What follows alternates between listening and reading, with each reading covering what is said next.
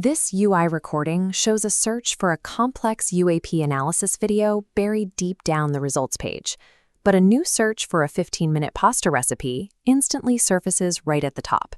That ranking gap stays exactly the same whether you use an incognito window, log into a seasoned account, or route your connection through a different country. A rogue moderator sitting at a desk doesn't press a button to hide the UAP video. The system's core ranking code applies a negative weight to the entire topic category. That mathematical weight compounds over time. The pasta tutorial gets a slight algorithmic push, which generates watch time, which triggers homepage placement. The UAP analysis fights a steep headwind, where every missing recommendation limits the initial watch time needed to ever reach a sidebar. The platform operates exactly as it is designed to. This invisible suppression on the front end is an engineered feature running quietly in the background. On January 25, 2019, YouTube announced a major update to how it handles recommendations, specifically targeting what they called borderline content. This reconstructed official blog post shows how the platform defined that category.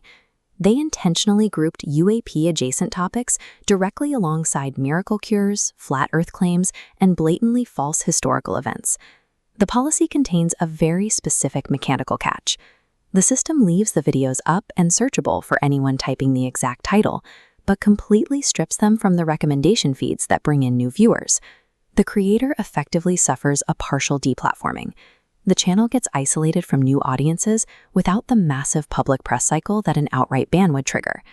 This is the published Search Quality Rater Guidelines document from Google, focusing on a category they call Your Money or Your Life. That framework covers topics the company decides could impact health, safety, or financial stability.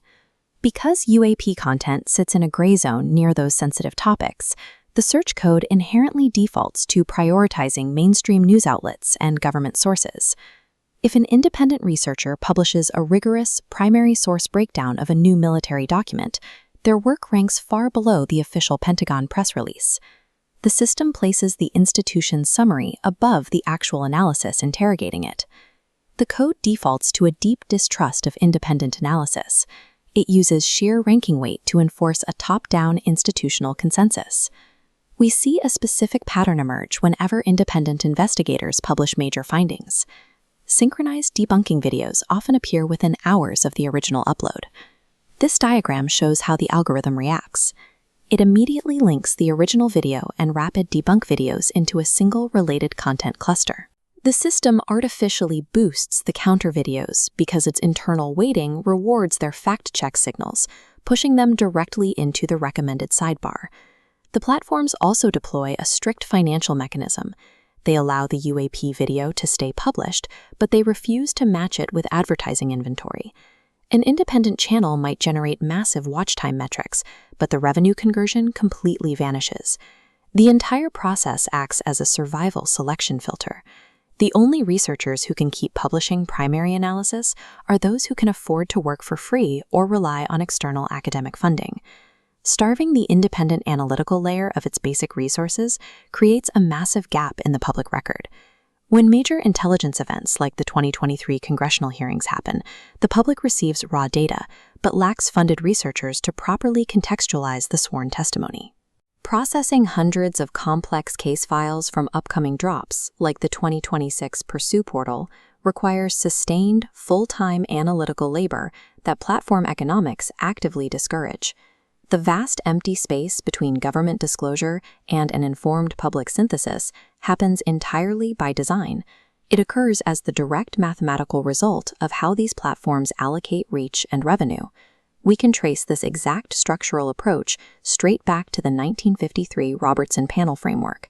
In 1953, the intelligence community relied on a centralized mass media distribution layer of television networks and daily papers. In 2026, the algorithmic distribution layer occupies that exact same structural position. The Robertson Panel explicitly stated its goal to train the general public to view the topic as culturally uncool and ultimately untouchable.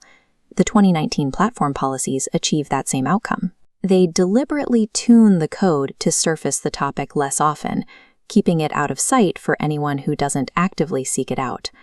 A suppression strategy that began 73 years ago as a coordinated government press posture survives today